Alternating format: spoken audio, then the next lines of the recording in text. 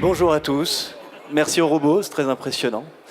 Merci à vous d'être là. Je suis Jean-Hugues Herman et je serai le modérateur de cette session intitulée Eau et ville, des solutions pour les changements globaux. For those who doesn't speak French, there is translation headset here, so don't hesitate. Je continue en français. Donc notre session Eau et ville, des solutions pour les changements globaux. De quoi allons-nous parler? Alors pour savoir de quoi allons-nous parler, essayons de voir de quoi nous avons déjà parlé et ce que nous pourrions apporter de plus. Pendant ce forum et puis sur les 7 forums précédents, on a déjà beaucoup parlé d'enjeux sociaux liés à l'accès à l'eau ou au maintien de l'accès à l'eau pour les populations défavorisées et les villes du Sud, les populations du Sud. Dans ce forum, nous avons également beaucoup parlé de changement climatique, avec les solutions existantes pour atténuer la pression sur les ressources ou également pour construire la résilience des villes contre les catastrophes climatiques. Mais finalement, tout ce qui est enjeux sociaux et enjeux environnementaux sont les deux faces d'une même pièce. Les effets du dérèglement climatique se caractérisent principalement par du stress hydrique, par des inondations qui sont exacerbées par la pression démographique et le processus d'urbanisation. Pour rappel de quelques chiffres, je crois qu'actuellement, un tiers de la population de pays en développement vit dans un bidonville. Et en 2050, les prévisions de l'ONU font dire que ce serait un tiers de la population mondiale qui vivrait dans un bidonville. Donc une urgence assez forte sur le côté social. Alors aujourd'hui, nous allons essayer justement de réfléchir à la question de l'eau dans les villes et de comment la gestion de l'eau, la gestion de l'assainissement peut répondre, ou au moins répondre en partie, à ces enjeux globaux. Et puis réfléchir aussi réfléchir au lien ou à la dichotomie entre villes du Nord et villes du Sud. Est-ce que ces enjeux globaux vont les rapprocher et la réponse à ces enjeux vont les rapprocher? Ou au contraire, est-ce que les villes du Sud sont condamnées à travailler plutôt sur les questions d'enjeux sociaux alors que la réponse au dérèglement climatique et les solutions pour le dérèglement climatique ne se trouveraient que dans les villes du Nord?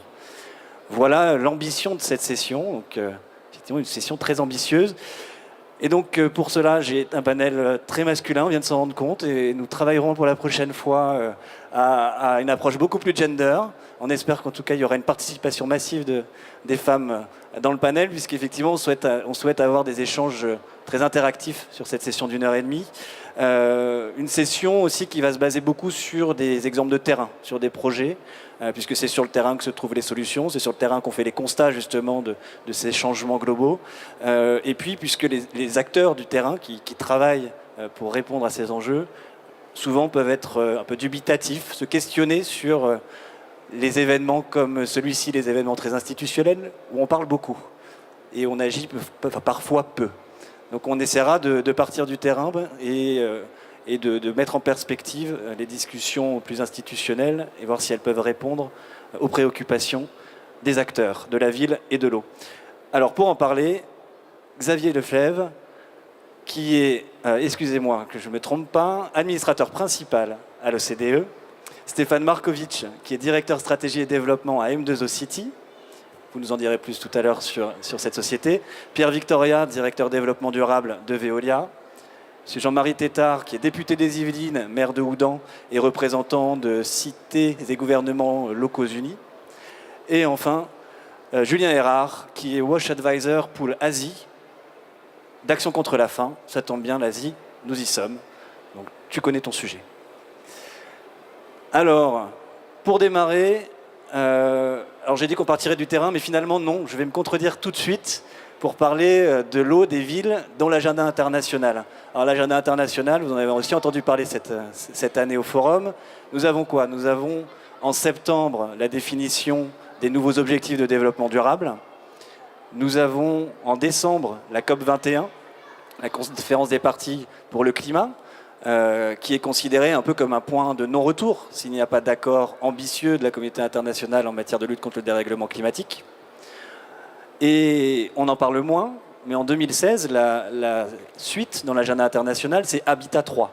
Habitat 3, qui est donc la 3e conférence internationale en matière d'urbanisme et qui définira l'agenda urbain sur les 20 prochaines années. Donc Pierre, première question. Quelle est la place de l'eau? Quelle est la place de l'urbain dans ces différentes négociations, dans ces accords que nous espérons ambitieux et que nous espérons intégrer ces questions d'eau et ces questions de ville et de les intégrer peut-être ensemble? Et surtout, est-ce que ça va servir à quelque chose? Quel va être l'impact de ces discussions, de ces accords, si l'eau et si l'urbain font partie de ces accords, des textes finaux? Qu'est-ce que ça changera pour les acteurs de terrain? Merci Jean-Hugues. Je pense quand même qu'en donnant la parole au représentant de Veolia, tu donnes aussi un petit peu la parole à quelqu'un de terrain. Je voudrais préciser, parce que tu avais l'air d'en douter. Et d'autant plus que sur les objectifs du millénaire, une entreprise comme la mienne a contribué aujourd'hui à l'accès à l'eau de 4,5 millions de personnes. Donc on sera un peu plus fin 2014, puisque c'est quelque chose qu'on reporte à l'intérieur de l'entreprise et qu'on publie à l'intérieur de notre document qui s'appelle le cahier de la performance, responsabilité sociétale de l'entreprise, qui est attaché au document de référence du groupe. Et donc on sera au-delà en 2015. Et on est autour de 2,4 millions actuellement sur l'assainissement. Donc on est un acteur mineur, certes, à la fois en Afrique, en Amérique latine et en Inde, mais pas complètement négligeable, en tous les cas, avec un minimum d'expérience de terrain sur la façon dont les choses se passent. Quelle est notre place, alors notre réflexion par rapport aux engagements pris par la communauté internationale? Je reviendrai après sur l'alignement des planètes dont tu as parlé. La première chose quand même, et je l'ai souvent dit, et on l'a redit ce matin, puisque Gérard Payen en parlait, des futurs indicateurs des objectifs du développement durable, avec les objectifs du développement durable, des cibles et des indicateurs. Ce qui est certain, c'est que ça n'a pas été le cas pour les objectifs du développement durable, avec certes une définition pour le moins floue des décisions qui avaient été prises, à la fois dans la définition de l'eau et ce que recouvrait le concept d'accès à la sanitation.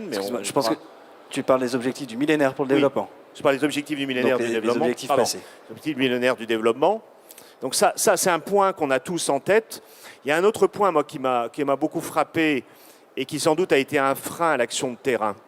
C'est que dans tous les rapports des Nations Unies, et en particulier dans le rapport du PNUD de 2006, qui est sans doute le rapport qui a fait le plus le point sur où on en était sur les objectifs du millénaire, il est dit qu'avec une technologie durable, bon marché et adaptée, on pourrait facilement, en grosso modo avec 10 milliards de dollars complémentaires par an, obtenir les résultats qu'on a attendus en matière d'engagement du millénaire, en matière d'eau et d'assainissement. Or, ce sujet-là, de la fameuse technique bon marché et adaptée, a fait l'objet de nombreux discours et de nombreux débats, mais personne ne s'est jamais intéressé de savoir qu'est-ce que c'était qu'une technologie bon marché et adaptée aux pays en développement. Et je trouve que là, il y a vraiment quelque part un trou dans la raquette dans ce type de coopération. Est-ce qu'on peut espérer, au-delà de la logique des indicateurs et des cibles, c'est la question de la coopération entre les acteurs professionnels pour être capable de donner des éléments concrets aux propos qu'on peut tenir.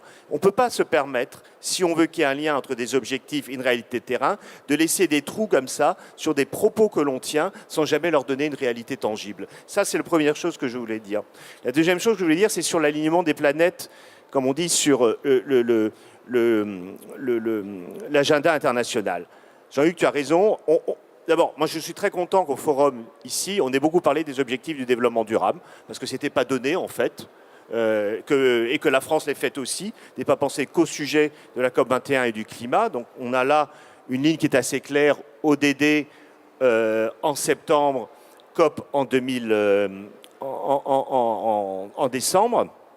Puis comme tu l'as dit, Habitat 3 qui va repenser la question de la ville, surtout si aux objectifs du développement durable, il y a effectivement un objectif du développement durable lié à la ville. Et c'est quand même un élément extrêmement important. D'en parler sur deux choses, à mon avis, que je voudrais souligner, et je m'en arrêterai là.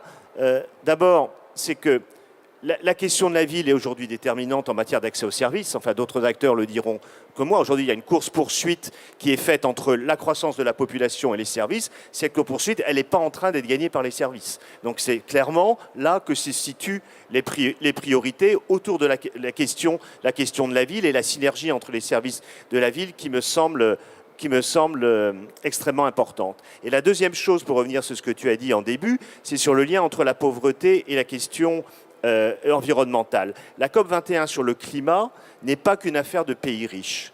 Parce qu'on oublie tout le temps, c'est que par rapport au climat, d'abord les populations les plus pauvres sont aussi les plus dépendantes des richesses naturelles. C'est-à-dire plus on dégrade le patrimoine naturel, plus on appauvrit les populations des pays en développement. Et je crois qu'il faut le dire et le redire parce que c'est insuffisamment dit sur les questions du climat, indépendamment du deuxième fait, qui est que si les conditions du climat se définissent aujourd'hui par la montée des phénomènes extrêmes, ce sont là aussi les populations les plus vulnérables qui sont souvent le plus impactées. On l'a bien vu à Haïti et on l'a bien vu d'ailleurs dans d'autres pays. Donc deux éléments extrêmement importants, c'est bien rappeler que la question du climat renvoie à la question de l'environnement, de la relation entre le social et l'environnement. Et deuxième chose, que la question de la ville doit s'affirmer comme le lieu de l'articulation entre la question sociale et la question environnementale. Merci Pierre. Et est-ce qu'en 1 minute, tu pourrais répondre à ma dernière question? Qui était, est-ce que si les négociations et si les accords prennent bien en compte ces enjeux, est-ce que ça va changer quelque chose pour les acteurs de terrain? Parce qu'ils en doutent. Alors, je ne sais pas, peut-être que tu pourras le dire, Julien, qui travaille tout. De plus, la notion d'acteur de terrain est une action large.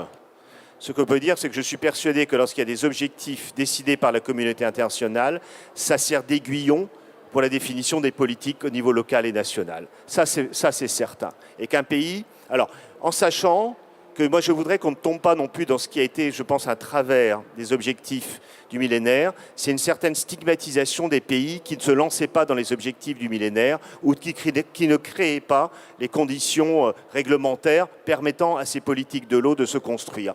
Je trouve qu'il vaut mieux donner l'exemple de terrain, et c'est souvent par l'exemple de terrain que remontent un certain nombre de choses. Donc je crois profondément à deux choses, c'est que à la question d'exemplarité. Cette exemplarité, elle renvoie à la question de l'efficacité opérationnelle, à la question de la gouvernance et la question de la finance. Il y en a d'autres que moi qui diront ça mieux que moi ici. Je pense que cette exemplarité permet effectivement de pousser les choses. Mais il faut avoir une démarche à la fois top-down et bottom-up, c'est-à-dire qu'il faut qu'il y ait une impulsion au niveau global, et en soi les objectifs définis par la communauté internationale sont une bonne chose, et il faut que les expériences de terrain, après, retrouvent leur place à l'intérieur de ce dispositif. Merci. Tu as parlé de gouvernance, de financement. Alors justement, on va passer la parole à un représentant aussi de l'institutionnel, de l'OCDE. L'OCDE qui s'investit énormément sur la question d'eau, qui ne fait pas que s'investir, qui produit énormément aussi. Angèle Gouria, elle nous en a fait une belle démonstration à l'ouverture du forum. Pour ce forum, vous avez produit énormément de documents. Vous avez... Pardon ? Trop peut-être, vous nous le direz. Et puis vous avez également engagé des initiatives en matière de gouvernance ou de financement avec les différents acteurs de l'eau. Alors, face aux nouveaux enjeux, justement, est-ce qu'il faut changer la gouvernance de l'eau? Quels sont les nouveaux outils de financement? Et quel lien, justement, entre gouvernance, financement et opérationnel? Un premier point, je voudrais compléter ce que vient de dire Pierre sur à quoi ça sert, la COP21, à quoi ça sert. Il y a quand même des engagements qui sont pris au niveau international qui se traduisent très directement par des flux financiers. Les engagements de la COP, ça se traduit par un engagement des pays à mobiliser des fonds pour finance carbone, et cette finance carbone bénéficie en grande partie aux infrastructures de l'eau via l'adaptation. Donc une grande partie de la finance carbone est dépensée dans le cadre de l'adaptation et bénéficie aux infrastructures dans l'eau. Donc il y a des conséquences, au-delà de l'influence des politiques et de l'obligation à rendre compte des progrès, il y a des conséquences assez tangibles, notamment financières. À l'OCDE, c'est vrai qu'on a regardé de manière un peu plus approfondie quels sont les enjeux que les villes rencontrent liés à l'eau. Alors évidemment, il y a tout un ensemble d'enjeux qu'on connaît, qui sont liés au risque de rareté, risque de trop d'eau, inondation, risque de pollution, risque du dépérissement des écosystèmes sur lesquels ces villes sont construites en partie. Ce qui nous a semblé intéressant, c'est qu'il y a des enjeux qui sont spécifiques aux villes de l'OCDE, qu'on ne retrouve pas dans les pays émergents, qui sont d'une part le vieillissement des infrastructures. Les villes de l'OCDE ont su très bien financer le développement d'un type d'infrastructure qui a très bien répondu à des besoins, à des priorités à une certaine époque. Elles ont peut-être été moins à l'aise pour financer le renouvellement de cette infrastructure. Et puis il y a un deuxième enjeu qui est important face aux risques liés à l'eau que je viens d'évoquer. Il va falloir adapter une partie de ces infrastructures. Les adapter parce que, par exemple, avec le changement climatique, il va y avoir plus de pluie importante. Comment on les gère ? La réponse classique, c'est on augmente les tuyaux pour collecter cette eau de pluie, l'évacuer le plus loin possible, enfin pas le plus loin possible, l'évacuer en dehors de la ville et la traiter avant de pouvoir la réutiliser. Ce sont des investissements importants qui deviennent nécessaires à cause des évolutions du changement climatique. On s'est demandé si les villes avaient effectivement les moyens de gérer ces investissements et il nous semble que les modèles dominants aujourd'hui ne sont peut-être pas les bons. On a regardé un certain nombre de villes dans les pays de l'OCDE qui proposaient des réponses innovantes et qui nous paraissaient assez intéressantes. On les a pris, pas de manière complètement arbitraire, mais on aurait pu en prendre d'autres. Pensez à Adélaïde, un certain nombre de villes en Australie, pensez à Auckland, en Nouvelle-Zélande, San Francisco, en Californie, mais aussi des villes par certains côtés comme Paris ou Munich. Ce sont des villes qui innovent et il nous semble qu'elles innovent dans quatre dimensions. La première, c'est qu'elles travaillent différemment avec leur environnement rural. La réponse à la gestion des risques, risques liés à l'eau auxquels les villes sont confrontées, elle ne se trouve pas uniquement au niveau de la ville elle-même, elle se trouve en partie dans l'interaction entre la ville et la campagne. Munich et Paris investissent dans la protection des zones de captage. C'est un moyen de minimiser les pollutions et donc les coûts des traitements en aval. C'est aussi une manière de sécuriser l'accès à l'eau, alors que les villes vont de plus en plus rentrer en compétition avec d'autres usagers pour avoir accès à l'eau dont elles ont besoin. C'est la première réponse. La deuxième réponse, c'est de nouvelles technologies. On a été très étonnés, vraiment favorablement impressionnés en faisant nos travaux par le bourgeonnement, le foisonnement d'innovations technologiques dans tous les domaines. On parlera sans doute tout à l'heure des smart systems, les technologies décentralisées, les capacités de traitement à différents niveaux. Et il y a un foisonnement d'innovations, pas forcément high-tech. Il y a du high-tech, mais ce n'est pas forcément du high-tech. Il y a aussi une innovation plus low-tech. Ce qui nous a étonnés, c'est comment se fait-il que ces innovations ne diffusent pas plus ? Comment se fait-il qu'elles restent parfois des niveaux d'expérience pilote ? On va être capable de sélectionner des cas, mais elles ne deviennent pas plus mainstream. Donc, deuxième dimension de la réponse aux enjeux, l'innovation, mais moins sur la partie recherche et développement, plus sur la partie comment diffuser, comment faciliter la diffusion de ces innovations. Troisième élément qui nous paraît important dans les réponses que les villes ont apportées aux enjeux de l'eau, aux défis liés à l'eau, c'est la question du financement. Ça fait des années que l'OCDE plaide pour les 3 T, en disant qu'il y a 3 sources ultimes de financement de l'eau, les revenus, enfin les tarifs, taxes, transferts. Je traduis, les tarifs, donc c'est les revenus des factures des services d'eau. Les taxes, donc ce sont des subventions, des transferts budgétaires. Et les transferts, c'est dans notre nomenclature, ce sont des transferts internationaux, c'est la solidarité internationale. Ça s'applique assez peu dans les villes de l'OCDE, ça s'est appliqué un peu en Europe avec les fonds structurels, enfin de manière assez massive d'ailleurs en Europe avec les fonds structurels, mais ce n'est pas une ressource pérenne à moyen terme dans les villes des pays développés. Cette typologie, elle nous paraît toujours valable, parce qu'elle fait une distinction entre ce qu'on appelle les ressources ultimes et puis d'autres sources de financement qui devront être remboursées. Un opérateur, un investisseur privé qui va investir dans un réseau, à un moment ou à un autre, il va falloir rembourser, il va demander un retour sur son investissement et ce retour, il sera financé soit par les usagers, donc la facture d'eau, soit par l'État, par des subventions ou des transferts budgétaires. Donc il y a d'autres sources de financement, mais les sources ultimes, ce sont les 3 que j'évoquais. Cette typologie, elle fonctionne toujours pour marquer ces distinctions, mais il nous semble qu'elle a besoin d'être affinée, parce qu'il y a un certain nombre de bénéficiaires des services d'eau, moins des services d'eau, mais de bénéficiaires de la protection contre les risques liés à l'eau, qui financent pas, qui contribuent pas ou pas assez au coût dont ils bénéficient. On pense par exemple aux promoteurs immobiliers quand ils développent une nouvelle zone, une zone pavillonnaire, un nouvel immeuble. Ils vont payer l'accès au réseau, mais ils ne vont pas payer tous les travaux en amont qui sont nécessaires pour sécuriser l'accès à une ressource plus grande. Il y a des exemples encore, il y a des opérations qui marchent, mais c'est un outil de financement qui est, à notre sens, pas assez diffusé, qui pourrait être appliqué plus. Et puis, quatrième élément de la réponse qu'on a observé dans les villes qui se sont organisées pour répondre aux nouveaux défis liés à l'eau, c'est la question de la gouvernance. Et on met l'accent là sur 3 points. Le premier, c'est la capacité à gérer l'eau à différentes échelles. Génial d'avoir les infrastructures centralisées qui fonctionnent au niveau d'une municipalité, mais les villes comme Auckland, San Francisco, elles sont aussi capables de gérer des services décentralisés à une plus petite échelle, qui peuvent être très appropriés, par exemple, pour collecter l'eau de pluie, la retraiter localement et pour un certain nombre d'usages non potables. Elles sont aussi capables, comme j'évoquais tout à l'heure, de travailler en coopération avec leur environnement rural. Donc, pour ça, il faut être capable de combiner différentes échelles. C'est un vrai challenge en termes de gouvernance.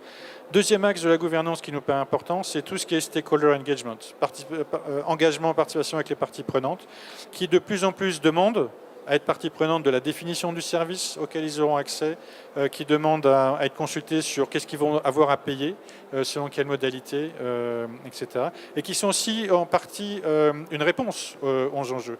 Typiquement dans des régions de stress hydrique, le fait que j'achète une machine à laver économe en eau ou que j'achète une douche économe en eau, je fais partie de la réponse à la gestion de risque. Puis troisième dimension de la gouvernance qui nous paraît importante, c'est la question de la régulation. Comment réguler les services d'eau et d'assainissement. Lorsque des régulateurs ont été mis en place, on a montré qu'ils avaient apporté de la valeur en termes de transparence, en termes d'accès à l'information, en termes de monitoring de la performance. Et donc la question se pose sur comment réguler au mieux les services d'eau. Merci Xavier. Merci beaucoup pour ces éclairages. C'était très général, très global sur toutes ces questions. Je pense que ça en soulève beaucoup, mais on reviendra dessus après. Mais pour parler des villes, quoi de mieux qu'un maire, qu'un élu, Monsieur Tétart, je vous laisse la parole. On a vu que pour répondre aux changements globaux, on a certainement besoin d'une dynamique internationale qui influence, comme le disait Pierre, derrière les politiques nationales, mais c'est ce qui fait la croyance et les pratiques françaises, c'est au niveau territorial que la gestion des services est le plus approprié socialement, administrativement. Or, dans la question urbaine, dans la question de l'eau, de l'assainissement, les acteurs sont multiples, à l'échelle de la ville même. Ils se parlent, des fois, ne se parlent pas, on ne se parle pas beaucoup, on fonctionne beaucoup en silo. Est-ce que face aux enjeux globaux, face aux enjeux sociaux qu'on a évoqués, face aux enjeux climatiques, est-ce que ça influence le rôle de l'autorité régulatrice? Et comment vous travaillez pour casser ces silos, pour faire mieux travailler les acteurs ensemble? Bien, je crois que c'est une question qui ne se pose pas qu'en France, on l'a vu. Mais avant d'aborder cela, je voudrais peut-être revenir sur ce qu'est la ville et ce qu'elle devrait être demain. Je crois que la ville durable, c'est une ville où les services marcheront bien, mais il y a des conditions pour cela. Je crois que dans le cas de l'eau, on a trop longtemps développé la ville en asservissant le cycle de l'eau au développement de la ville. Et je crois qu'il est temps d'asservir l'urbanisation aux contraintes qui ne peuvent pas être contractées du cycle de l'eau. Ça veut dire, et c'est vrai pour l'ensemble des services, ça veut dire que dans la planification, puisqu'on parle de rattrapage lorsqu'on est en ville existante, mais pour toutes les extensions, qu'elles soient ici ou dans les pays en voie de développement, je crois qu'il est urgent de pouvoir sacraliser les zones, qu'elles soient de surface ou de sous-sol, qui seront utiles à l'ensemble du cycle de l'eau. On a parlé de protection, on a parlé d'inondation. Je crois qu'il faut que l'urbanisation s'organise autour de zones sanctuarisées qui, étant sanctuarisées pour l'eau, auront aussi d'autres usages récréatifs, etc. Et avec cela, rien que cela, on fera déjà beaucoup d'économies, on rendra les choses flexibles. La seconde chose, c'est qu'il faut avoir des villes. La ville durable sera une ville dense, organisée autour de ces zones et devra être avec des vocations mixtes.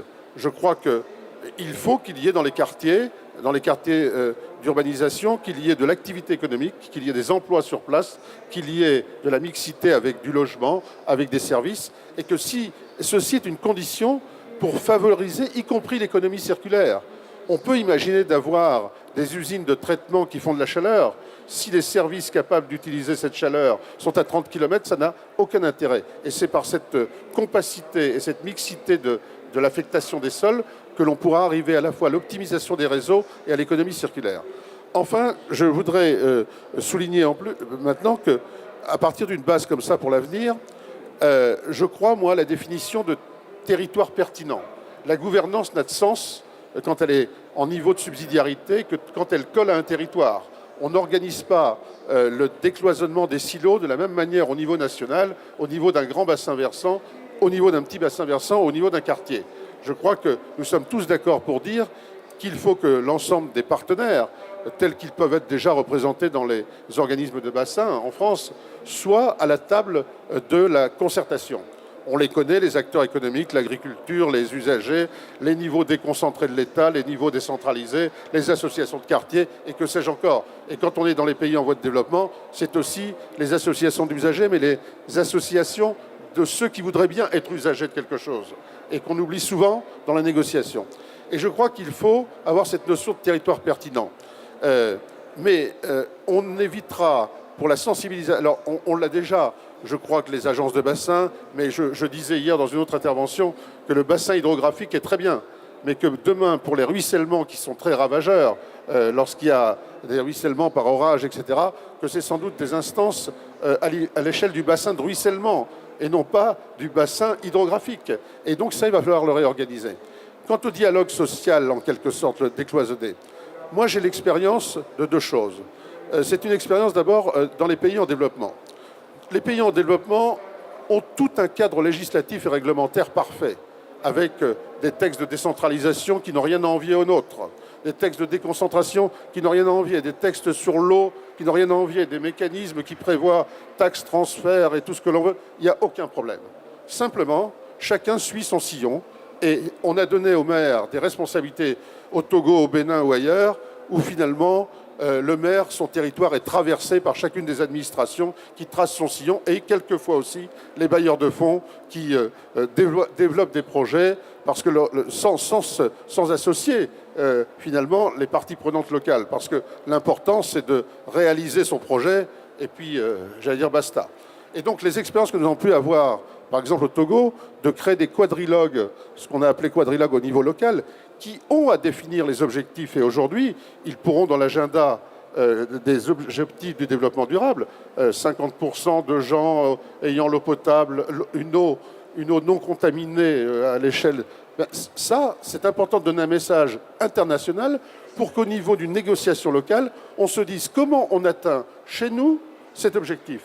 Et je crois qu'à ce moment-là, la négociation se fait aussi sur, oui, il faut atteindre ces objectifs, mais avec quels moyens différenciés et dans quel calendrier on ira à cet objectif, quartier par quartier, avec des solutions qui sont totalement différenciées. Et ça, ce n'est pas possible de l'imposer. Que l'on soit désigné comme maire dans certains pays ou élu, il faut bien retourner à cette négociation pour savoir si tel quartier sera desservi avant tel autre par une technique intermédiaire qui peut être un porteur d'eau, mais à condition que l'eau soit non contaminée et à un prix accessible. C'est une solution intermédiaire, mais cette négociation-là ne peut que se faire au niveau complètement local. Enfin, je crois qu'il faut se dire qu'il est temps de passer dans nos villes à nous. J'ai chez moi la télérelève des compteurs qui permet aux gens de dire effectivement à la fois de détecter des fuites, mais de les faire acteurs de leur propre consommation. Eh bien, je crois que pour moi, la négociation pour faire comprendre aux gens pourquoi on allait mettre des télérelèves et que ce n'était pas pour les fliquer, que ce n'était pas pour dépenser un peu plus d'argent. Cette négociation qui s'est faite chez moi, quartier par quartier, en expliquant aux gens parce qu'ils ne voulaient pas, eh bien, ça a été l'occasion de la sensibilisation aux besoins d'économie d'eau et de voir les choses autrement. Et je crois que le rôle des élus locaux, c'est d'organiser ces instances de concertation au bon niveau de territoire suivant le sujet traité, d'inventer la ville de demain qui soit un peu plus asservie au cycle de l'eau que l'inverse, et puis d'organiser ces espaces de négociation.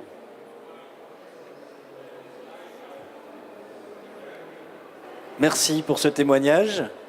Je vous propose de passer aux solutions. Et là, il y a match. On a choisi d'opposer, je caricature bien entendu, d'opposer des solutions très nord et des solutions sud. Je vais d'abord laisser la parole à Julien Erard, donc d'Action contre la faim. Donc au-delà des rapports du GIEC notamment, qui sont très alarmistes, qui nous expliquent que toutes les catastrophes naturelles liées au dérèglement climatique vont s'intensifier. Au-delà de ça, nous sommes sensibilisés, mais j'ai quelques amis, je ne les ai pas tous choisis, qui doutent de ces questions-là, qui doutent de ces constats-là, qui doutent de ces projections-là, et qui pensent que c'est de toute façon une chose tout à fait naturelle dans le développement de la Terre. Mais enfin, la question c'est, est-ce que toi, en tant qu'acteur de terrain, toi qui va sur les terrains, sur certaines zones, et en plus sur la zone Asie très touchée déjà par les phénomènes de mousson, les phénomènes hydrologiques intenses, est-ce que tu constates un dérèglement climatique? Quel est l'effet que ça a sur les populations, sur l'environnement et sur les populations? Et puis, du coup, quelles solutions Action contre la faim peut mettre en œuvre pour répondre à la fois aux enjeux de développement humain tout en travaillant sur l'atténuation au changement climatique? Merci. Excellente question. C'est pas simple d'y répondre. Je préfère le dire tout de suite. Nous, on s'occupe essentiellement de crises humanitaires. Une crise humanitaire, c'est quoi? C'est la conjonction entre un événement, une population exposée, et puis l'incapacité de cette population à faire face ou à répondre à cette crise. Et c'est ça qui déclenche la catastrophe humanitaire.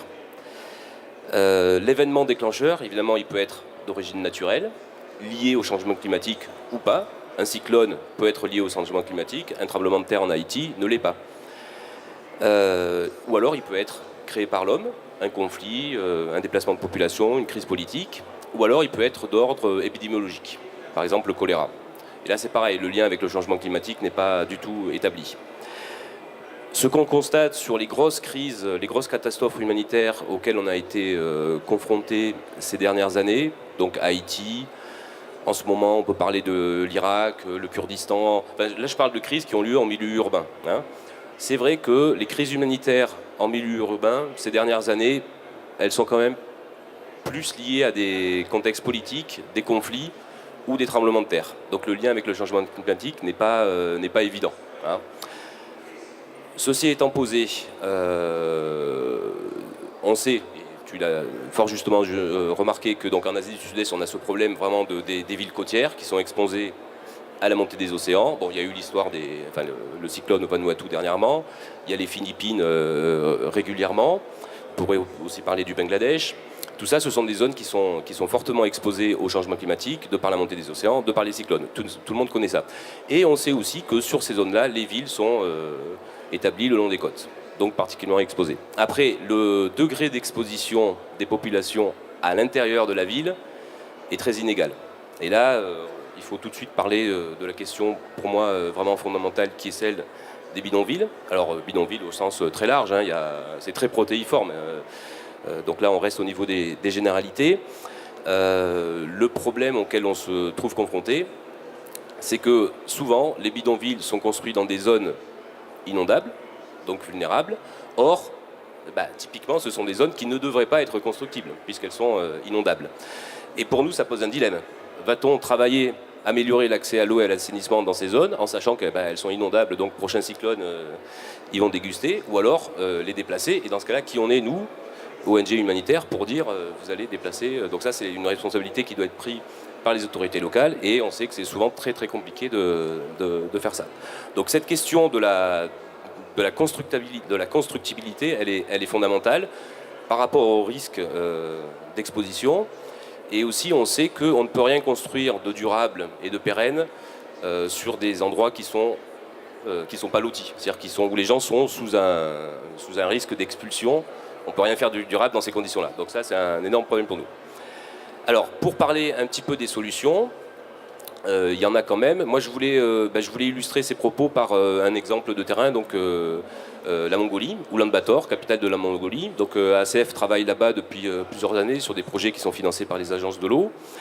Et on a essayé d'avoir une vision. Alors bon, la Mongolie est un petit peu impactée par le changement climatique, dans le sens où c'est une zone assez aride. Et c'est vrai qu'il y a une diminution des précipitations. Donc on a une diminution de la ressource en eau. Donc il faut économiser l'eau. Et en même temps, on a, de par le système dans le centre-ville, qui était un réseau qui date de la période, réseau centralisé qui date de la période soviétique, enfin, on a des fortes consommations d'eau, de l'ordre de 300-400 litres d'eau par jour par personne, donc c'est le double de ce qu'on a à Paris. Et puis dans les zones périphériques, donc les zones non loties, les gens n'ont pas assez d'eau. Donc comment corriger ces déséquilibres? Et là, nous, on est parti sur des solutions décentralisées, en alternative à ce réseau centralisé, donc pour l'accès à l'eau et aussi pour l'assainissement, puisqu'on met en place des latrines écologiques avec diversion d'urine, compostage, etc. Donc on a bâti un modèle décentralisé, alternatif à ce que propose la municipalité. Et puis derrière, on fait tout un plaidoyer auprès de la municipalité, de la société civile, etc. pour promouvoir ce modèle. Donc ça, c'est une solution. Pour moi, ça passe par des projets pilotes sur lesquels on peut s'appuyer pour faire du plaidoyer. Et puis, si on veut faire un petit peu de prospective ou de science-fiction, plutôt que de parler d'alternatives au réseau, moi je préfère parler de réseau centralisé versus mise en réseau. Je crois beaucoup que la ville de demain, elle sera faite d'unités qui seront soit des immeubles, soit des quartiers, soit des rues, qui seront autonomes en production énergétique, en récupération d'eau de pluie, en revalorisation des déchets et des urines, on l'a évoqué tout à l'heure sur l'assainissement à Paris. Et par contre, elles sont reliées entre elles, un petit peu sur le modèle de l'Internet, et donc elles pourront communiquer, et puis le jour où telle unité a besoin de plus d'énergie, elle prendra de celle d'à côté, etc., etc. Donc ça, c'est quelque chose d'assez ambitieux, mais je crois que ça sera vraiment la réalité de demain. Et puis, ce projet à Oulan-Bator, pour moi, était un petit peu l'amorce de cette réflexion qui, j'espère, pourra continuer. Voilà. Merci Julien. Je note la question foncière qui est revenue dans 3 des interventions, qui semble quand même une question très importante à creuser, certainement. Stéphane Markovic, M2O City. M2O City, tu vas nous présenter la société, tu le feras mieux que moi, mais qui travaille dans le Smart City, donc Smart, ville intelligente. On est ici au Forum de Corée avec un nouveau processus, sciences et technologies, qui se veut peut-être l'avenir de la ville. Quelles solutions vous mettez en œuvre quelles solutions technologiques vous mettez en œuvre et est-ce que ça répond concrètement, au-delà de la performance peut-être économique, est-ce qu'il y a un lien avec une performance environnementale et une performance sociale des services? Alors, tout d'abord, effectivement, je vais expliquer très rapidement ce qu'est M2O City. M2O City, c'est un opérateur de services télécoms, mais avec une particularité, c'est que nous sommes dédiés à la communication des objets et pas aux communications avec téléphone mobile ou autre. Et notamment, un des premiers sujets sur lesquels nous intervenons, c'est dans le secteur de l'eau, et notamment le télérelevé de compteurs d'eau, c'est comme ça que nous avons commencé, mais aussi d'autres types d'informations liées à l'eau, que ce soit le contrôle en continu de la qualité, la détection des fuites ou d'autres types de services dans ce secteur. Et donc quand je dis nous sommes opérateurs, c'est-à-dire que nous sommes un peu à l'image des opérateurs mobiles qu'on connaît, c'est-à-dire que nous investissons dans des infrastructures télécoms, nous les déployons sur un territoire, et puis après, nous passons des contrats, on va dire, pour simplifier un peu, des contrats d'abonnement avec des entités, qu'il s'agisse d'entreprises ou de collectivités, qui veulent utiliser notre réseau pour faire passer des informations. Donc elles transitent sur notre réseau et nous les restituons, une fois qu'on les a traitées, on les restitue à leurs propriétaires pour qu'ils puissent, les exploiteurs, en tirer l'information dont il en a besoin. Un exemple, un service de distribution d'eau potable pourrait se servir de notre réseau pour faire remonter les informations des relevés de ses compteurs, pour identifier éventuellement des fuites sur son réseau. Et derrière, une fois qu'on a traité cette information, qu'on lui a restituée, il est en mesure de prendre des actions. Les actions pouvant être facturer ses usagers, les informer s'il y a des fuites après compteur, ça a été évoqué, intervenir sur son réseau parce qu'une fuite a été détectée à un point particulier dans telle rue, et donc y remédier. Ça pour dire quoi? Ce que nous fournissons, ce sont des outils. Alors, tu disais que tu opposais un peu ville du Nord, ville du Sud, avec une petite provocation au début. C'est vrai qu'aujourd'hui, quand on parle de services d'eau intelligent, ça suppose déjà qu'il y a un service d'eau qui existe, qui a été déployé et qui opère. Là-dessus, on peut rajouter une couche qui va permettre à ce service d'être sans doute plus efficace, plus précis, parfois plus juste. Parce que une fois qu'on a installé ce réseau, quel est l'intérêt? C'est aussi, pour le sujet qui nous intéresse, de permettre à la collectivité de prendre des décisions, de différents types. Ça peut être, première chose, par exemple, des décisions tarifaires, de décider que si, par exemple, on est dans une zone très touristique, de décider que, par exemple, pendant l'été, l'eau sera plus chère parce qu'on sait que ça sera essentiellement des touristes qui viendront, et que pour ne pas pénaliser les habitants qui sont là toute l'année, ils paieront l'eau moins chère pendant l'année et avec un petit pic pendant l'été. Ça, ce sont des informations, ce sont des politiques qu'on peut facilement mettre en œuvre quand on a des informations sur son service, quand on connaît son service, quand on connaît ses usagers. Nous, ce que nous permettons, et ce que permettent les services d'eau intelligents, c'est de donner aux collectivités, aux services qui gèrent l'eau, des informations, des données qui vont leur permettre de prendre des décisions. Alors, nous sommes un acteur, un maillon de la chaîne, nous transportons des données, mais derrière, il y a des capteurs qui doivent être installés, des capteurs de qualité, des compteurs d'eau, évidemment, et ça suppose qu'il y en ait. Et puis derrière, il y a tous ces grands acteurs qu'on voit du logiciel, de l'informatique, on cite souvent IBM là-dessus, qui vont intervenir derrière pour proposer des solutions, rajouter une couche encore plus intelligente pour permettre aux villes. Il y a eu des exemples, je crois que c'était notamment un des exemples dans le secteur de l'eau qui mettent souvent en avant, c'est Rio, qui a fait appel à eux pour mettre en place la prévention d'inondations dans un certain nombre de quartiers. Donc voilà, il y a un certain nombre de choses qui peuvent être mises en œuvre. Alors, comme je disais, ça suppose que les services d'eau existent. Mais en même temps, j'allais dire, on a un peu la chance dans les pays développés de pouvoir essayer ces nouvelles techniques, de voir l'impact qu'elles peuvent avoir, de corriger parfois quand il y a des erreurs, et derrière, après, de pouvoir les déployer ailleurs, et notamment dans des pays ou sur des territoires où il n'y aurait pas eu la structure nécessairement économique ou la structure de recherche pour créer ce genre de service. Et donc, de ce point de vue-là, on peut créer, j'allais dire, un pont entre le Nord et le Sud en apportant ces technologies qu'on a su développer, qu'on a pu utiliser, dont on a pu démontrer l'impact et l'utilité pour permettre à des territoires qui ont parfois des besoins bien plus grands, mais qui peuvent aussi avoir besoin de ce genre de service, de progresser et d'améliorer le service qu'ils rendent aux habitants. Ça marche, oui. Mais pour l'instant, oui, c'est donc effectivement, il faut un service d'eau. Ce type de solution, ça reste des projets pilotes, ça reste des initiatives isolées, c'est quelque chose qui est globalisé, qui est en capacité de passer à l'échelle. Vous en êtes tous sur ce type de solution? Vous et vos concurrents, ou autres, et les acteurs du secteur. On n'est plus du tout sur des pilotes aujourd'hui. Si on est sur le pavillon France, donc prenons l'exemple de la France. Le nombre de projets, si je prends l'exemple de M2City, aujourd'hui, sur notre réseau télécom, on collecte des informations de près d'1,5 million de points de service. Ça peut être des compteurs d'eau, ça peut être des capteurs divers et variés. D'ailleurs, on n'est pas seulement dans le secteur de l'eau, ça peut être des capteurs environnementaux, de la qualité de l'air, mesure du bruit dans la ville. Donc aujourd'hui, on parle de solutions qui sont éprouvées. Et je donne l'exemple d'EndoCity, mais pour toujours prendre l'exemple de la France, Suez Environnement a développé des solutions de ce type-là également. Donc, aujourd'hui, il y a un vrai savoir-faire français qui a été développé et qui a été, on pourrait presque dire, industrialisé. Cela dit, on reste toujours quand même dans des logiques de territoire.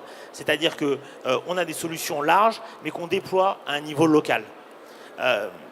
Et l'association des deux est importante parce que les besoins, ils sont locaux, mais l'avantage d'avoir une solution qui est large, je vais en donner un tout bête. Par exemple, nous avons une surveillance centralisée du fonctionnement de nos solutions.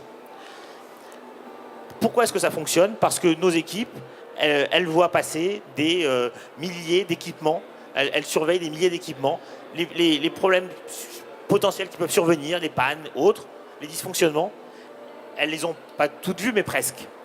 Quand on gère sur un plus petit projet, il peut se passer 1 an, 2 ans avant qu'un problème survienne, parce qu'on est sur une plus petite échelle.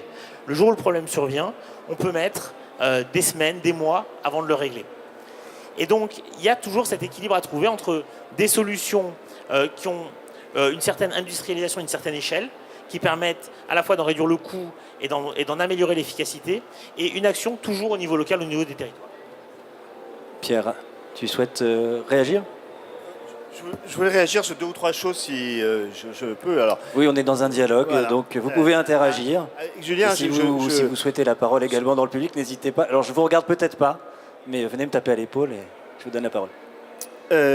Julien, sur la question de l'accès à l'eau dans les bidonvilles, pour nous c'est évident que les 3 principaux freins aujourd'hui, c'est, et pour ça je reviens sur la question foncière, c'est la difficulté de raccorder les personnes qui n'ont aucun droit de propriété, ça c'est sûr.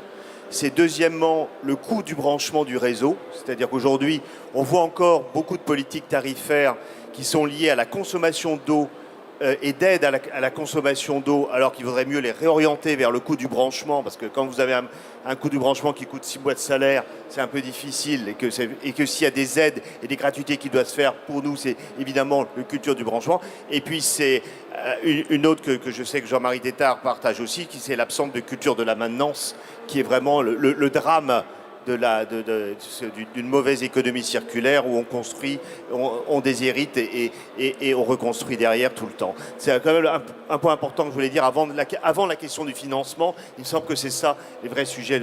Sur le sujet qu'a dit Julia, qui me semble fondamental, qui est l'évolution des innovations technologiques aujourd'hui et le fait que les services qui autrefois étaient déconnectés sont en train de devenir reconnectés à nouveau les territoires. Et la question qui va se poser, c'est comment la gouvernance locale va être en situation de gérer les innovations techniques sur des territoires beaucoup plus autonomes et beaucoup plus durables en matière de gestion des services. Donc moi, c'est un sujet sur lequel j'aimerais avoir votre avis. Et puis, sur ce qu'a dit Stéphane, y a tout ce qui est Smart Cities est aussi un outil au service de la différenciation tarifaire.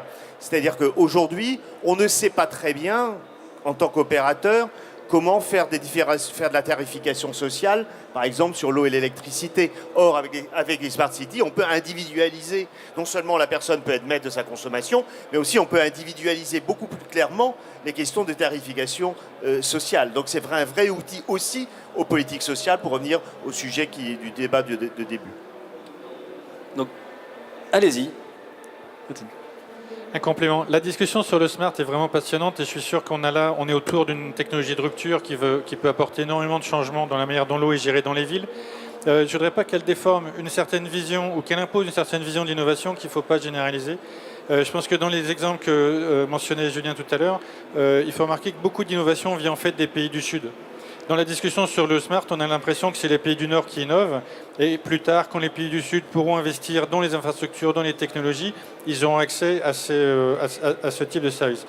Beaucoup d'innovations sur la gestion de l'eau à différentes échelles, sur comment s'adapter aux limites du réseau, comment agréger un certain nombre de services. Innover aussi sur des relations entre les différentes parties prenantes, sur les questions de gouvernance. Beaucoup de ces innovations viennent des pays du Sud qui ont la capacité de sauter un pas. Ils ne sont pas obligés de refaire les mêmes erreurs, ils ne sont pas obligés d'imiter ce qui a été fait dans les pays du Nord, qui pourrait être inapproprié pour leur propre contexte. Ils peuvent avoir l'occasion de sauter une étape et d'aller directement sur des types d'investissements, des types d'infrastructures et d'organisations de services qui sont adaptés à leurs besoins. Donc, Oui, merci. Je voudrais juste rebondir sur deux petites choses. D'abord, tout à l'heure, on a parlé des objectifs de développement du millénaire.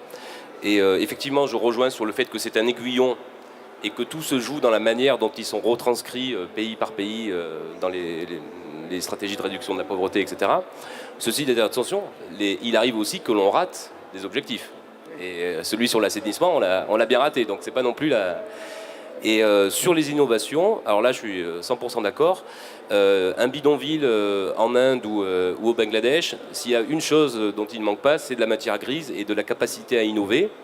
Et c'est surprenant le degré d'innovation qu'on peut trouver là-bas. Hier soir, il y avait une remise de prix ici même sur les techniques innovantes. Là, et je ne sais pas si c'est une personne ou une entreprise qui a remporté le prix. Ce qu'il propose, c'est d'utiliser des bouteilles en plastique pour faire des murs pour récupérer l'eau de pluie. C'est génial. C'est absolument génial. Ça, c'est une solution. Donc, des innovations comme ça qui coûtent... avec un système de traitement et tout. Enfin, regardez le truc, c'est vraiment impressionnant, quoi. Donc oui, il y a de la matière grise et il y a des innovations dans ces zones-là. Ouais. Je voulais effectivement rebondir sur ce que venait de dire Xavier. Rebondissez. Oui, c'est très juste. Hein. Il n'y a pas de, il faut pas croire qu'il y ait un modèle unique qui puisse être transposé tel quel dans une ville, quelle qu'elle soit. Et c'est vrai du nord au sud, mais c'est vrai même d'une ville du nord à une autre ville du nord. Les besoins peuvent être très différents. Si je prends, sur les questions du smart dans le secteur de l'eau, il y a des villes qui peuvent avoir besoin de développer ce système de smart, ce qu'on va appeler smart water, pour des questions de facturation, de relever les compteurs d'eau pour facturer. Et puis il y a des endroits où le problème ne se pose pas du tout, tout simplement parce que, par exemple, il n'y a même pas de compteur d'eau et que l'eau est comprise dans les impôts. Ça existe dans un certain nombre d'États européens, par exemple. Bon, mais ça veut pas, est-ce que ça veut dire qu'ils n'ont pas besoin de smart? Non, ils peuvent avoir des besoins, par exemple, en termes de réduction des fuites sur leur réseau d'eau. Parce que la ressource, même si l'eau est beaucoup plus facilement accessible en Europe qu'elle peut l'être dans d'autres régions du monde, eh bien, il y a quand même des besoins de préserver cette ressource. Identifier les fuites rapidement, intervenir pour les colmater, est quelque chose qui est important pour la préservation du réseau et la préservation de la ressource. Donc, il y a des besoins qui sont différents et donc des réponses qui seront nécessairement différentes. Ça, c'est un point très important. Donc, évidemment, je partage tout à fait votre analyse. Alors maintenant, sur ce qui est du coût des infrastructures, ça, c'est un point qui est important. Pour ce qui nous concerne, l'approche qu'on a retenue, parce qu'on est quand même dans un secteur où la technologie évolue vite, qui n'est pas encore standardisée, c'est que nous investissons dans l'infrastructure, comme le fait un opérateur mobile, et puis derrière, on fournit un service. Ça évite à nos clients, que ce soit des collectivités ou des services, de devoir investir dans un réseau télécom. Ce n'est pas leur métier, ils n'ont pas les connaissances pour, et il vaut mieux qu'ils utilisent les ressources financières qu'ils ont quand ils en ont, pour des projets peut-être plus prioritaires que d'investir dans des infrastructures télécom. Et Stéphane, la technologie évolue vite. Et c'est quoi la prochaine étape? C'est quoi Alors, il y a beaucoup de choses. Aujourd'hui, les technologies, ça peut être des technologies. Il y a la 3G qu'on connaît, qu'on utilise sur nos téléphones, la 4G parfois. Pour ce qui nous concerne, dans le secteur de l'eau, on a tendance plutôt à utiliser des technologies dites radio. Pourquoi? Parce qu'elles sont moins consommatrices en énergie que les solutions avec cellulaires, on va dire. Et ce qui est important, parce que, par exemple, si on prend le télérelevé des compteurs d'eau, les compteurs d'eau, ils ne sont pas branchés sur le secteur. Et à partir de là, il y a besoin d'avoir des solutions qui sont économes en énergie. Donc, on utilise des solutions radio basse consommation. Ça, c'est ce que vous faites. Ça, c'est ce qu'on fait aujourd'hui. Et c'est ce que font aussi la plupart de nos concurrents aujourd'hui dans le secteur de l'eau. Mais aujourd'hui, il y a plein de débats dans les instances, que ce soit l'Union internationale des télécoms, dans des instances, on va dire, qui regroupent des opérateurs télécoms, pour réfléchir à l'après. Donc aujourd'hui, il y a la 4G qu'on utilise sur nos téléphones. Demain, il y aura la 5G, peut-être d'ici, peut-être vers 2020. On peut penser que les premiers projets arriveront. Bon, la 5G, elle peut être prometteuse. en termes effectivement de fournir des solutions haut débit ou bas débit, mais économes en énergie. C'est la promesse des chercheurs qui travaillent sur ce standard télécom. Aujourd'hui, on ne sait pas si ça marchera, mais on le suit avec beaucoup d'attention. Effectivement, honnêtement, une ville ne devrait pas se poser la question de savoir qu'est-ce qui se passera le jour où on passera à la 5G. C'est le rôle des opérateurs. C'est le rôle d'M2City, c'est le rôle d'autres acteurs, que ce soit Orange, Vodafone, de dire, eh bien, le jour où les technologies évolueront, on fera évoluer nos équipements et ça devrait être transparent pour les utilisateurs. Le meilleur service, toujours. Monsieur Tétard, vous êtes d'accord avec ça? Non, je rêve un peu parce que à 50 km de Paris, je suis obligé d'intervenir auprès des ministres pour qu'on ne soit plus en 2G ou simplement lire ses SMS sans monter sur la fenêtre de la face nord de la maison. Bon, enfin, et donc les villes sont quand même obligées d'intervenir politiquement pour que le niveau promis soit au moins atteint. Moi, ce que je voudrais dire, c'est que je pense que... je parlais de territoire pertinent tout à l'heure. Je pense que nous allons vers la notion de territoire durable, qui seront gérés, du moins dans notre pays, par l'équivalent d'un EPCI, une communauté de communes, une communauté d'agglo, qui gérera à la fois tout ce qui est important pour l'avenir, c'est-à-dire l'eau, l'énergie, et qui permettra, en ayant à la fois les compétences d'aménagement urbain, les compétences de transition énergétique, les compétences cycle de l'eau, etc., de pouvoir intelligemment faire l'économie circulaire qui convient, mettre en correspondance urbanisation et réseau, services, etc. Et puis, je pense que les smart en question, peut-être, et je vois que dans le domaine énergétique, on est en train de changer de modèle complètement. D'un modèle centralisé, l'énergie délocalisée va complètement autonomiser des quartiers, mais en même temps en se posant la question de la sécurité énergétique globale, du transport, des trop-pleins, des pas assez, etc. Et je crois que ça va beaucoup inspirer sans doute aussi les politiques de l'eau. Et pour les smart, on voit bien qu'en électricité, en énergie, c'est un rôle pour d'effacement des pointes, pour que chacun puisse, par une tarification adaptée, ne pas consommer en même temps que le voisin. Je me demande si dans des cas où les infrastructures sont saturées, y compris pour l'eau en ville, dans de grandes agglos, si on n'arrivera pas non plus quelque part à dire lavez votre voiture dans telle heure plutôt qu'à telle heure pour ne pas jouer sur les pointes. Il y a aussi ce rôle-là qui est très important. Je crois que les smarts sont un instrument d'effacement des pointes très important. Il n'y a pas que les fuites. Je vous laisse réagir et puis après on va prendre des questions de la salle, voir quelques échanges dans un quart d'heure. Ça c'est effectivement un point très important, je reviens dessus. Les solutions dites intelligentes permettent avant tout aux services ou aux villes de connaître les usages, d'avoir de l'information. Et si on prend l'exemple du télérelevé de compteur, l'information qu'on a aujourd'hui, si avec les compteurs habituels, on a un relevé 2 fois par an, on va dire. Suivant les pays, ça peut changer. Là, on peut avoir des informations toutes les heures. Et donc, ça permet effectivement d'affiner beaucoup et d'avoir ces politiques décidées par l'autorité politique, encore une fois, de dire on choisit quel est le moment où il faudra effectivement réduire la consommation en fonction des points et d'anticiper la demande. C'est l'avantage de ce qu'on appelle le big data, accumuler plein de données.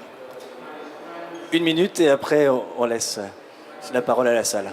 En fait, c'est plus une question. J'aime beaucoup la notion de territoire pertinent. Elle fait beaucoup de sens. Je suis pas aussi près du terrain que vous pouvez l'être. Et je le regrette par certains côtés. Quand je regarde les services d'eau, il me semble que suivant le service dont on parle, c'est pas le même territoire qui est pertinent. La gestion du pluvial, la gestion de l'assainissement, la gestion de l'approvisionnement en eau potable, ça ne joue pas forcément à la même échelle. Donc en fait je vous suis tout à fait sur cette notion de territoire pertinent, mais il me semble qu'il va y en avoir plusieurs. Et donc la question qui va se poser en termes de gouvernance, c'est comment articuler ces différentes échelles. Et je ne sais pas si est-ce que la gouvernance métropolitaine, par exemple, ça peut être une réponse, ou est-ce que Je pense que le territoire pertinent, multiservice, multi-activité, c'est l'Hexagone. Mais il y a quand même, on joue sur l'eau potable, sur beaucoup d'interconnexions entre différents territoires pertinents qui le sont pour d'autres critères. Je crois qu'il y a quand même des instances de concertation et d'interconnexion, de maillage qui permettent de faire... C'est vrai que le bassin pertinent pour les transports n'est pas le même. Mais à un moment donné, on ne peut pas avoir une somme de gouvernance par territoire pertinent de périmètres différents. Il faut bien qu'il y ait une unité sur un territoire qui ait en main l'urbanisme, l'eau, l'énergie, etc.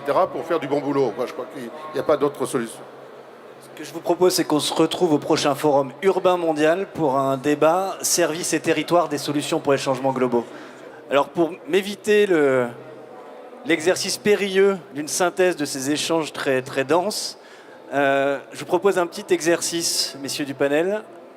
Voilà. Je vous ai ici mis 5 typologies de la ville, des typologies un peu à la mode, 5 définitions de la ville de demain. Je vous laisse en choisir une parmi ces 5 et nous expliquer ce que ça signifie pour vous. Enfin, je vous laisse choisir celle qui pour vous signifie la ville de demain et puis nous expliquer pourquoi.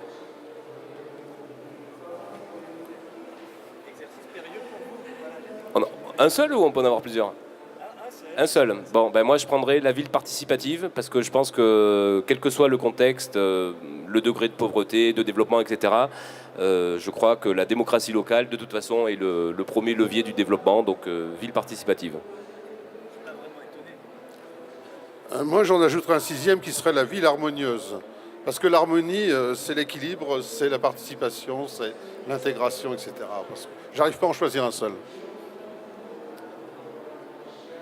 Moi, je m'interroge toujours sur la conception de la ville intelligente, parce que je ne sais pas s'il y a des villes intelligentes et des villes stupides, parce qu'un jour, je me souviens d'un maire à qui on parlait de réseau intelligent, il m'a dit qu'il ne savait pas que jusqu'à présent, ces réseaux étaient stupides. Donc, j'ai trouvé que le bon sens existe aussi quelquefois. Moi, je ne répondrai pas à la question posée, mais ce dont je suis persuadé, effectivement, c'est que, je disais tout à l'heure, je pense que la ville, c'est vraiment l'articulation. Moi, mon travail, c'est les questions de développement durable, et que c'est vraiment l'articulation entre la question sociale, la question environnementale, la question économique et profondément la question démocratique, parce que je crois profondément que tout ça, ça s'articule les uns avec les autres, et que plus on pensera à la ville de demain, plus on posera la question de la démocratie. Alors, Jean-Yves, je suis vraiment désolé, mais je vais pas suivre non plus ta question, parce que je ne crois pas qu'il y ait une ville demain. Il n'existe pas une ville aujourd'hui et il n'en existera pas une demain. On est dans un forum mondial, il y a des pays différents, des cultures différentes, et il y a forcément des villes différentes, et heureusement. Donc je pense que quand on parle de la ville de demain, de la ville intelligente, on montre souvent ces grands gratte-ciel déshumanisés où tout est électronique. Je pense que c'est une horreur, et j'espère qu'elle n'arrivera jamais. Il faut espérer qu'il y ait des villes demain, et si possible, chacune représentant un des 5, ou idéalement les 5. Merci Stéphane. Xavier? Il y aura certainement des villes demain, mais je pense que, je rejoins Julien, je pense que leur point commun sera la participation. C'est avec un certain degré de participation qu'on peut savoir quel est le niveau de service dont j'ai envie. Le SMART me permet d'être plus participatif aussi. Donc s'il y a un point commun, en tant que démocrate, ça sera peut-être ce qui nous rassemblera. La participation me paraît un dénominateur commun. Merci Xavier, merci à tous. Je vous rassure, hein, c'était justement le but était de créer le débat autour de ces définitions, de ces typologies de la ville. Je vous remercie. On peut vous applaudir. Merci. Merci à vous également d'avoir participé si nombreux à ce débat qui était plutôt optimiste.